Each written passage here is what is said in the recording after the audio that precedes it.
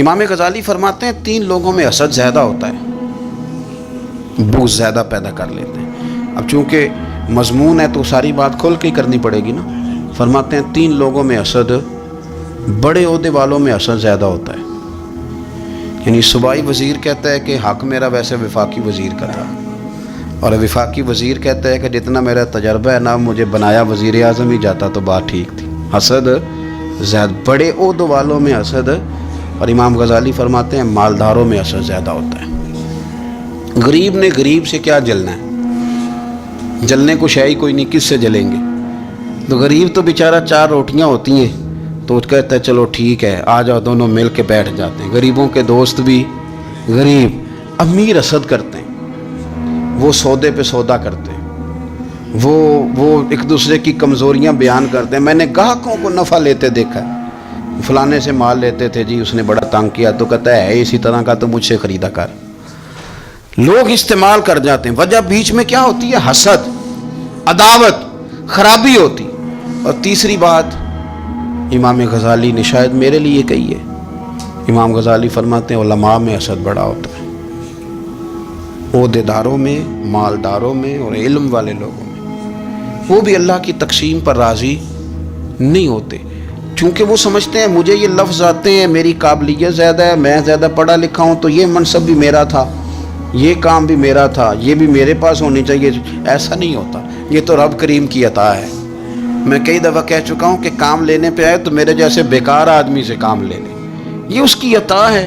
اب ہمیں کرنا کیا ہے؟ ہمیں اس کی تقسیم پر راضی رہنا ہے، اس کی تقسیم پر قربان جائیں۔ رسول پاک علیہ السلام سے صحابی نے پوچھا حضور عزت کیا ہے؟ فرمایا جو رب نے تجھے دیا اس پہ راضی ہو جا، اللہ عزت عطا کر دے گا۔ قناعت کر، جو اللہ نے تجھے دیا اس پر قناعت کر، اللہ تجھے عزت دے دے گا۔ حضور ذلت کیا ہے؟ فرمایا لوگوں سے لالچ نہ رکھنا، تو ذلیل ہو جائے گا، لالچ نہ کر۔ تیزی کے ساتھ پروموٹ ہوتی ہیں چیزیں، ہمیں سازش کرنی آتی ہے، ہمارا خیال ہوتا ہے کہ میں نے دوسروں کے پیسوں پہ کاروبار کرنا ہے، ہمارا خیال ہوتا ہے کہ پالٹی ڈال کے روٹی کھانی ہے، ہمارا خیال ہوتا ہے کہ کسی بندے کو کس طرح استعمال کرنا ہے۔ یاد رکھ لینا، کبھی بات نہ بھولنا، جو لوگوں کو استعمال کرنا چاہتا ہے وہ ساری زندگی استعمال ہوتا رہتا ہے۔ جو کسی شخص کو کسی مقام پر رسوا کرنا چاہتا ہے اپنی عزت بچا نہیں پاتا۔ جو آدمی لوگوں کو حقیر جانتا ہے اللہ اسے کبھی عزتیں عطا نہیں کرتا، وہ گڑھوں کے اندر گرتا چلا جاتا ہے۔ یاد رکھیں جو عزتیں دینی شروع کر دے رب اسے باعزت بنا دیتا ہے، جو پیار کرنا شروع کر دے معاشرے میں لوگ اس سے پیار کرنے لگ جاتے۔ جو کسی دیکھیں اگر ہم وہاں سے مانگے جہاں سے سب کو ملتا ہے تو پھر بندوں پر اتنی نظر رکھنے کی ضرورت باقی رہتی نہیں ہے۔ ادھر دیکھیں رشک کریں گے تو لالچ سے بھی بچیں گے، حسد سے بھی بچیں گے۔ بخاری مسلم میں حدیث ہے، حضرت ابو ہریرہ رضی اللہ تعالیٰ عنہ کہتے ہیں حضور کی بارگاہ میں حاضر تھے تو کچھ غریب لوگ حاضر ہوئے، غربا۔ انہوں نے عرض کی یا رسول اللہ صلی اللہ علیہ وسلم ایک گزارش کرنے آئے۔ حضور نے فرمایا کہو۔ یا رسول اللہ امیر تو ہم سے آگے نکل گئے۔ حضور نے فرمایا کس بات میں؟ عرض کی حضور نمازوں میں نہیں ہم گزرنے دیتے، اتنے نفل وہ پڑھتے ہیں اتنے ہم بھی پڑھ لیں گے۔ صحیح بتانا صحیح، آج کل یہ نمازوں کا مقابلہ بھی ہے کہ نفل میں نے زیادہ پڑھنے، عبادت میں نے۔ ہمارے صاحب رحمۃ اللہ علیہ فرمایا کرتے تھے آستانوں پہ گدی نشینوں کا تو رولا ہوتا ہے، اللہ اللہ کرنے کا رولا نہیں ہوتا۔ یہ تو شور ہوتا ہے کہ سجادہ میں ہوں سجادہ، اور سب نے کوئی نہ کوئی کہانی سنائی ہوتی، کہتے نہیں ابا جی مجھے کہہ گئے تھے کان میں، دوسرا کہتے نہیں مجھے لکھ کے دے گئے تھے، تیسرا کہتے تمہیں تو پتہ ہی نہیں، تم تھے ہی نہیں، عمرے پہ تو میرے ساتھ گئے تھے۔ جو میرے ساتھ ان کا معاہدہ ہوا وہ خانہ کعبہ میں ہوا ہے، لہذا میرا پہلا نمبر ہے۔ سب کے پاس کوئی نہ کوئی معاملہ ہوتا ہے، یہ سارے کام کوئی ضروری نہیں۔ ضروری کیا ہے کہ وہ جو کہتے تھے کرو، جس نے سب سے زیادہ کر کے دکھایا ہے وہ زیادہ جانشین ہے، وہ زیادہ جانشین ہے جس نے زیادہ کر کے دکھایا ہے۔ معاملہ تو یہ ہے کہ اس رستے پہ کس نے چلنا ہے۔ لوگ تو سجادہ نشینی سے بھاگا کرتے تھے، بھاگتے تھے۔ حضرت ابو بکر صدیق رضی اللہ تعالیٰ عنہ کا وصال ظاہری ہوا تو حضرت عمر خلیفہ بنے، تیسرا دن تک خلیفہ بنے ہوئے، 2-3 چھوٹی بچیاں آ گئیں، چاچا جان آپ خلیفہ بنے؟ فرمایا ہاں۔ چلو پھر عصر کے بعد ابو بکر ہمارے گھر جاتے تھے۔ فرمایا پتر تمہارے گھر کیا ہے؟ کہنے لگی ہم یتیم ہیں, ہمارا بھائی کوئی نہیں. ابو بکر روز عصر کے بعد آتے تھے, ہماری بکریوں کا دودھ دھو کے ہمیں دے جاتے تھے, کچھ بیچ کے گزارا کر لیتی تھی, کچھ پی لیتی تھی. چچا 3 دن ہو گئے, میری اماں بھی روتی ہے, بہنیں بھی روتی ہیں, آپ چلیں گے؟ تو جناب سیدنا عمر فاروق کہتے ہیں میں نے دستار سر پہ رکھی اور پٹکا میں نے اپنے کندھے پہ رکھا, بیٹیاں آگے آگے, میں پیچھے پیچھے, روتے جا. ایک صحابی نے پوچھا عمر کیوں رو رہے ہو؟ کہنے لگے یار یہ ابو بکر کتنا مشکل رستہ دے کے گیا, کتنا مشکل رستہ ہے اس کے طریقے پہ چلنا. یہ لوگ تو سجادہ نشینی اتنا کٹھن کام تھا, لوگ بھاگا کرتے تھے. شوق آ گیا. اب رسول کریم علیہ السلام کے حضور ناز حاضر ہو کے عرض کی حضور امیر آگے گزر گئے, نمازوں میں نہیں ہم گزرنے دیتے, ہم ان سے زیادہ پڑھیں گے, نفلوں میں نہیں گزرنے دیتے, زیادہ پڑھیں گے. یا رسول اللہ صلی اللہ تعالی علیہ وسلم ہم انہیں نا تلاوت قرآن پاک میں نہیں آگے گزرنے دیں گے, وہ ہم زیادہ پڑھیں گے. لیکن حضور وہ مالدار ہیں, غلام آزاد کرتے ہیں, صدقات کرتے ہیں, خیرات, اس کا ہم کیا کریں؟ حضرت سیدنا ابو ہریرہ فرماتے ہیں کہ جواب تو حضور نے بعد میں دینا تھا, اور جب ان کا سوال ختم ہوا تو میں نے حضور کا چہرہ نور دیکھا تو رسول پاک کا چہرہ خوشی سے کھلتا ہوا مجھے نظر آیا. گویا یہ جو رشک ہے نا کہ نیکی میں آگے گزرنا, یہ حضور کو اتنا پسند آیا کہ ان کے سوال سے حضور بڑے راضی ہوئے. کریم فرمانے لگے, حضور فرمانے لگے میں تمہیں ایک وظیفہ بتاتا ہوں, تم وہ پڑھو, امیر جتنی بھی نیکیاں کریں گے نا اللہ تمہیں ان کے برابر ثواب دے دے گا. لے لو نسخہ, یہ کرو کام. یا رسول اللہ بتائیں, فرمایا رات کو نا 33 بار سبحان اللہ پڑھا کرو, 33 بار الحمدللہ پڑھا کرو, 34 بار اللہ اکبر پڑھا کرو. اب جتنی بھی نیکیاں امیر کریں گے نا تمہارے وظیفے کی برکت سے اللہ تمہیں ان کے برابر ثواب عطا کر دے. اب جناب ابو ہریرہ کہتے میں نے ان کے چہرے دیکھے تو مجھے یوں محسوس ہوا کہ جس طرح کسی بندے کی کھوئی ہوئی رقم مل جائے تو وہ راضی نہیں ہوتا. کھوئی ہوئی رقم مل جائے تو بڑا جیسے کوئی اس کے ہاتھ, چلیں اپنا ترجمہ کر لیتے ہیں, کمیٹی نکلنے پہ نہیں بندہ بڑا راضی ہوتا کہ 11 مہینے سے دے رہا تھا, 10 مہینے سے چلو نکل ہی آئی ہے, شکر ہے اللہ کا. بڑا خوش ہوتا ہے بندہ, بڑا راضی ہوتا ہے. اس طرح ان لوگوں کے چہرے کھل اٹھے. کیا بات ہے حضور, بس اب نہیں ہم گزرنے دیتے. گھر چلے گئے, وظیفے پڑھنے لگے. کچھ دنوں کے بعد ان میں سے کچھ لوگ واپس آئے. حضرت ابو ہریرہ کہتے ہیں مجھے چونکہ وہ پرانی بات یاد تھی تو میں دلچسپی سے ان کا آنا جانا دیکھنے لگا. وہ کریم کی بارگاہ میں آ کے بیٹھے تو ان میں سے ایک شخص بڑی پریشانی کے ساتھ کہنے لگا حضور بڑی پریشانی لگ گئی. فرمایا کیا ہوا؟ عرض کی یا رسول اللہ صلی اللہ علیہ وسلم وہ جو آپ نے وظیفہ بتایا تھا نا, میرے کچھ پڑوسی امیر ہیں, وہ تو انہوں نے بھی سن لیا ہے. حضور رات میں نے سنا ہے وہ مالدار بندہ ہے, صدقے خیرات بھی بڑے کرتا ہے, غلام بھی بڑے آزاد کرتا ہے, پر وہ بھی سوتے وقت 33 بار سبحان اللہ پڑھ رہا تھا. وہ تو اس نے بھی سن لیا حضور, وہ بات یہاں سے نکلی ہے, جانے کہاں کہاں پہنچ گیا, تو وہ بھی پڑھ رہا تھا حضور اب کیا بنے گا؟ تو کہتے ہیں اس کے سوال پر بھی میرے حضور بڑے ہی مسکرائے. باقاعدہ دہک ہو گیا حضور کے, دہک ہو گیا. سرکار کھول کے نہیں مسکراتے تھے, لیکن آج حضور اتنا مسکرائے کہ میں نے حضور کے مقدس دانتوں کی زیارت کر لی.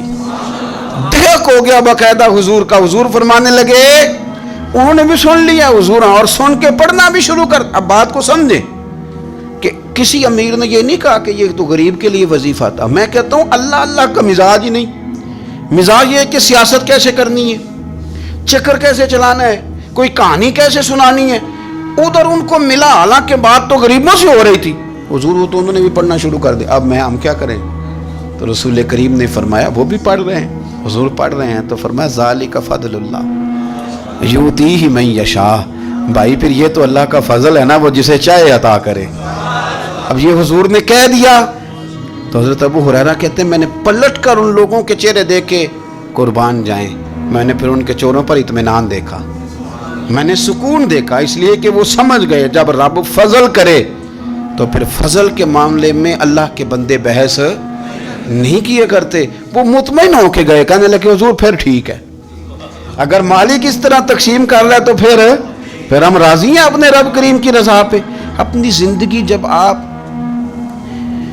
میں بڑی محبت سے قرب و جوار سے تشریف لاتے ہیں, میں قرآن و سنت کے بہت سارے عنوانات دیکھ کے آپ کی خدمت میں ایک بات عرض کروں. اپنی ساری توجہ اپنے رب رسول کی جانب مائل کریں. جتنا آپ دائیں بائیں دیکھیں گے نا اتنا گاڑی کے ٹکرانے کا خطرہ بڑھ جائے گا. وسوسے زیادہ آئیں گے، الجھ جائیں گے. اتنا زیادہ دائیں بائیں نہ دیکھیں یہ کیا کر رہا ہے، فلانا کیا کر رہا ہے، فلانے کا یہ معاملہ کس طرح کا تھا. نہ نہ نہ، آپ توجہ اللہ کی جانب رکھیں. دیکھیں میرا اور میرے رب کا معاملہ ٹھیک چل رہا ہے، اللہ رسول کے ساتھ میرے معاملات ٹھیک ہیں. یہاں تو آپ کسی کی اصلاح کریں گے، دعوت دیں گے یا دعا کریں گے. تنقید کی تو ویسے ہی دین میں اجازت نہیں ہے. آپ نے یہاں کسی کی اصلاح کرنی اور وہ درد کے ساتھ کرنی، اور یہاں کسی کے لیے دعا کرنی ہے کہ یا اللہ اس بندے پہ رحم فرمائے سے بدل دے. تنقید کی اور طنز کی تو اجازت. اپنا معاملہ رب کریم کے ساتھ، ہماری سوچیں کس طرح کی ہیں، ہمارے اندر ماحول کس طرح کا ہے. وہ چونکہ دلوں کے حال جانتا ہے، اور نبی پاک صلی اللہ علیہ وسلم نے فرمایا نہ تمہاری جیبیں دیکھتا ہے نہ تمہارے چہرے دیکھتا ہے، وہ تو جب دیکھتا ہے تمہارا دل دیکھتا ہے. اس کی کیفیت کیا ہے؟ حضرت انس بن مالک رضی اللہ تعالیٰ عنہ فرماتے ہیں، اس حدیث کو یاد رکھیے گا، حافظ منذری نے ترغیب و ترہیب میں لکھی ہے. فرماتے ہیں کہ حضرت انس بن مالک رضی اللہ تعالیٰ عنہ فرمانے لگے کہ ایک حضور کے ایک غلام، ایک صحابی بیمار تھے. تو حضور نے فرمایا انس چلو تیمارداری کرتے ہیں. کہتے ہیں حضور کے ساتھ گئے، نبی پاک صلی اللہ علیہ وسلم پہنچے. جب ہم نے اس شخص کو دیکھا تو حضرت انس کہتے ہیں ہم پریشان ہو گئے، کیونکہ ہم نے اسے بڑا صحت مند دیکھا تھا، وہ کمزور ہو گیا. وجود پر بہت سارا گوشت دیکھا تھا، اب ہم دیکھ رہے ہیں کہ وہ ہڈیاں ہی ہڈیاں رہ گئی ہیں. چہرہ بڑا بارونق تھا، اب کمزوری ہو گئی. رسول کریم تشریف لے گئے اور حضور اس کی چارپائی کے سرہانے بیٹھے. اور جب حضور نے اپنا دست مبارک اس کے بالوں میں رکھا اور نبی پاک نے دست شفقت پھیرا تو کہتے ہیں اس شخص نے آنکھیں کھولی اور حضور کا چہرہ دیکھا تو اس کی خوشی کی کوئی انتہا نہ رہی. بڑا راضی ہوا، بڑا راضی. اور حضور نے اس کے لیے دعا کی. اس دعا پر بھی اسے بڑا اطمینان قلبی نصیب ہوا. کہتے ہیں حضور اکثر تیمارداری فرماتے تھے، پر آج نہ حضور نے ایک نرالی، انوکھی اور انفرادی بات ارشاد فرمائی. حضور نے فرمایا تو بڑا صحت مند تھا، کمزور ہو گیا، بڑا طاقتور تھا تو ضعیف ہو گیا. ایک سوال کا جواب تو دے. یا رسول اللہ فرمائیے. تو حضور فرمانے لگے اس حالت میں جب تو شدید بیمار اور تکلیف میں، یہ بتا کہ اس وقت تیرا اپنے رب کے بارے میں گمان کیا ہے. حضرت انس کہتے ہیں پہلے حضور بیماروں سے یہ سوال نہیں پوچھتے تھے، آج پوچھا. کیونکہ صحت میں لوگوں کی زبان پہ شکر ہوتا ہے اور بیماری میں شکوے ہوتے ہیں، معاذ اللہ. اس وقت اللہ کے بارے میں یہ سوچ حضور نے ہمیں دی ہے. تم نے ہر وقت یہ ذہن بنانا ہے کہ یہاں رب کریم کے بارے میں کیا تصورات پل رہے ہیں، آوازیں کیا اٹھ رہی ہیں. اس وقت تیرا اللہ کے بارے میں گمان کیا ہے. تو جناب انس بن مالک کہتے اس نے ہمیں اشارہ کیا کہ مجھے اٹھا کے بٹھاؤ. ہم نے بٹھایا تو کہتے ہیں پھر اس نے اپنی آنکھیں کھولی اور حضور کے چہرے نور پر نظر کر کے نظر جھکا لی. عرض کرتا یا رسول اللہ میں کمزور ہوں، بیمار ہوں، تکلیف میں ہوں، اٹھ نہیں سکتا، کھا نہیں سکتا، پر حضور ابھی بھی میرے دل سے آواز یہی نکلتی ہے کہ میرا رب بڑا ہی کریم ہے، میرا اللہ بڑا ہی مہربان ہے، وہ بڑا ہی معاف کرنے والا ہے، وہ اپنے بندوں سے پیار ہی بڑا کرتا ہے. آپ میری بات کو سمجھیں، کیفیت کیا ہے اور الفاظ کیا ہیں. حضور وہ مجھ سے بڑی محبت کرتا ہے، بڑے پیار والا ہے. یہ لفظ کہتے کہتے آواز بھرا گئی، آنسو نکل آئے. پھر اس نے تکلیف زیادہ محسوس کی تو وہ لیٹ گیا اور پھر اس نے حضور کے چہرے نور پہ نظر ڈالی، کلمہ پڑھا، روح ہی پرواز کر گئی. حضرت انس بن مالک فرماتے ہیں ہم اس کے گھر سے نکلے اور جب حضور اس کے کمرے سے باہر آئے تو رسول کریم نے پلٹ کر رک کر پھر پیچھے دیکھا اور فرمایا انس اگر کسی جنتی کی زیارت کرنی ہے تو میرے اس غلام کا چہرہ دیکھ لو. اس لیے کہ جن لوگوں کے نظریات رب کریم کے بارے میں اس طرح کے ہوں پھر ان کے خاتمے خیر کے ہوتے ہیں، پھر اللہ ان کے لیے جنت کے فیصلے فرماتا ہے. اپنے افکار میں، نظریات میں، سوچوں میں کوئی ضروری نہیں ہے کہ ہم لوگوں کو دو لفظ کہہ کے مطمئن کر لیں تو ہم خود ضمیر کے قیدی بن کے زندگی گزار دیں. یہ معاملہ ٹھیک نہیں، یہ صحیح نہیں چلتا. آپ اپنی قلبی واردات پر، قلبی خیالات اور تصورات پر کڑی نگرانی رکھیں گے.